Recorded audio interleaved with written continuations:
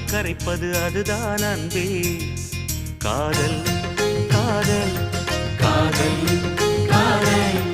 எந்த வார்த்தைக்கும் ஒருவித அர்த்தமில்லாதது காதல். இரு பார்வைகள் மௌனத்தில் பேசுகின்ற மொழி காதல்.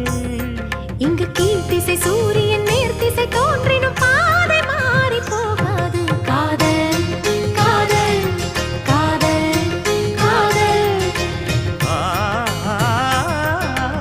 உன்னை நினைத்து நான் என்னை மறப்பது அதுதான் அன்பே.